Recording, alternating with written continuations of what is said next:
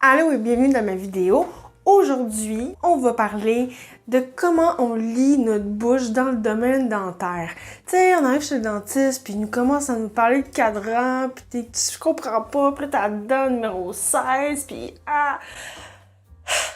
de quoi qu'il est en train de parler. On va voir en détail comment lire la bouche. Donc, la bouche d'un enfant est complètement différente de la bouche d'un adulte, mais pas tant que ça. On a quand même des similitudes dans nos bouches. Ouais, les dents d'enfant sont plus petites et les dents d'adultes sont plus grosses. Mais il y en a peut-être moins, mais ça se ressemble. Donc, voici une image à quoi ressemble une bouche d'adulte. Et comme on peut voir sur l'image, sont divisés en plusieurs parties. La manière qu'on le lit, donc, il y a le côté droit et le côté gauche, le haut et le bas.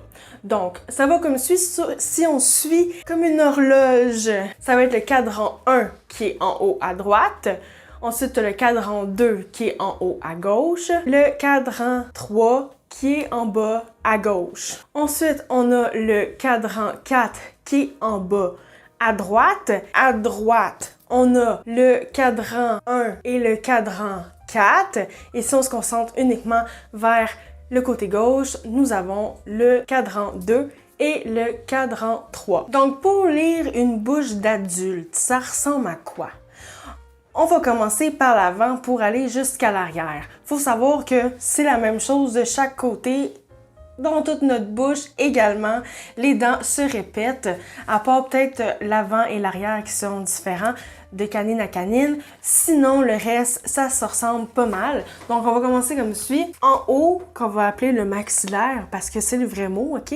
Donc, en haut, au niveau maxillaire, en avant, on a les incisives centrales. Ensuite, si on décale légèrement, on a les incisives latérales, suivies des canines, la première prémolaire, la deuxième prémolaire, la première molaire, la deuxième prémolaire et la troisième molaire qui est souvent appelée la dent de sagesse. Chacune de ces régions ont un numéro adéquat.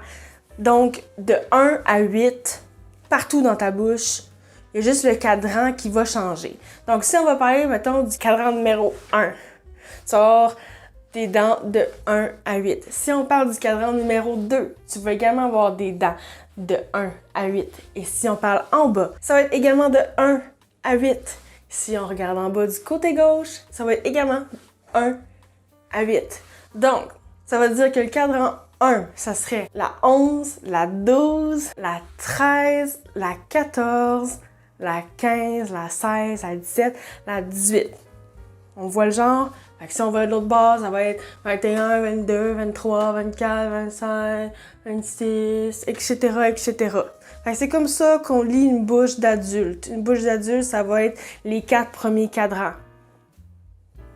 Pour qu'est-ce qui est d'une bouche d'enfant, on continue le même principe, mais à la place de faire du premier cadran au quatrième cadran, ça va être de 5 à 8. Donc on a le cadran 5 qui est en haut à droite. On a le cadran 6 qui est en haut à gauche. Ensuite, on a le 7 en bas à gauche et le 8 qui est en bas à droite. La même chose est pour les enfants. Eux, ils ont moins de dents en bouche. Donc, c'est sûr qu'il va avoir les incisives centrales, les incisives latérales. Ils ont les canines, les premières molaires et les deuxièmes. La particularité dans une bouche enfant, c'est qu'il n'y a pas encore les prémolaires. Donc, quand les deux molaires tombent, ils sont remplacés par les prémolaires adultes et il y a 2 autres dents qui vont venir pousser par la suite qui vont être les molaires. Pour certains, les dents de sagesse poussent, pour d'autres, non.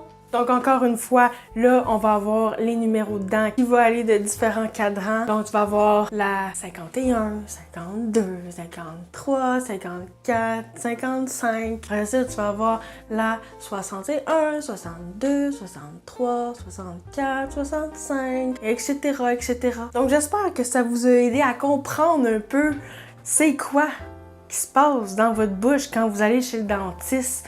Quels sont les numéros de dents qui nomment quand vous êtes vous-même chez le dentiste ou à savoir également pour si vous avez des enfants quelles sont les dents qui sont à traiter ou à observer ou qu'est-ce qui se passe dans la bouche. N'hésitez pas à poser des questions dans mes commentaires si vous en avez à ce sujet ou d'autres questions que vous aimeriez savoir sur le métier ou qu'est-ce qui se passe dans les différents traitements que vous aimeriez savoir.